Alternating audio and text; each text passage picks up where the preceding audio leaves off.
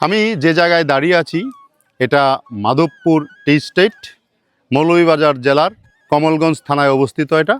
এর পাশেই হচ্ছে মাধবপুর লেক। দেখতে পাচ্ছেন আমার পিছনে বিশাল বড় একটা টি গার্ডেন। আসলে এই যে টি গার্ডেন, এই টি গার্ডেনের সিজন প্রায় শেষ, এখন পাতা সব শুকিয়ে যাচ্ছে। পিছনে দেখেন টি গার্ডেনে প্রচুর গাছ দেখা যাচ্ছে, বড় বড় বৃক্ষ দেখা যাচ্ছে। এই বৃক্ষগুলো থাকার কারণ কি? আসলে প্রত্যেকটা টি গার্ডেনে গেলে দেখবেন যে এরকম ফেবাসি গোত্রভুক্ত কিছু উদ্ভিদ থাকে, যে উদ্ভিদগুলিকে রাখা হয় হচ্ছে একটা মাত্র কারণ, শেড প্ল্যান্ট হিসাবে থাকে। এছাড়া সবচেয়ে গুরুত্বপূর্ণ বিষয় হলো এগুলা যেহেতু ফেবাসি গোত্রভুক্ত উদ্ভিদ, এগুলার শেকড়ে নডিউল হয়। সেই নডিউল বাতাস থেকে মুক্ত নাইট্রোজেন সংবন্ধন করে নাইট্রোজেনটাকে অ্যাবজর্ব করে নেয় এবং সেই নাইট্রোজেন টি গাছের জন্য অত্যন্ত উপযোগী হয়। এই জন্যই দেখবেন প্রত্যেকটা টি গার্ডেনে যেখানেই যাবেন, পৃথিবীর যে কোনো দেশের যে কোনো টি গার্ডেনে যাবেন, দেখবেন যে ফেবাসি গোত্রভুক্ত বেশ কিছু উদ্ভিদ থাকে।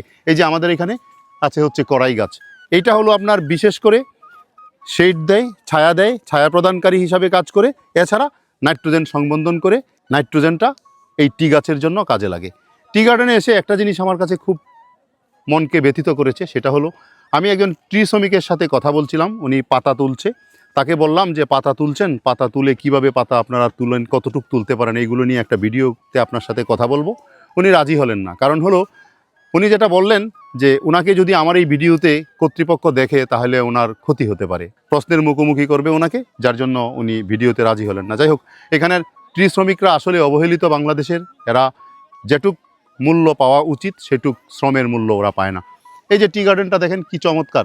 এই বাংলাদেশের এই সিলেট থেকেই আমার মনে হয় বাংলাদেশের চায়ের যে চাহিদা সেটার বেশিরভাগটাই পূরণ হয়।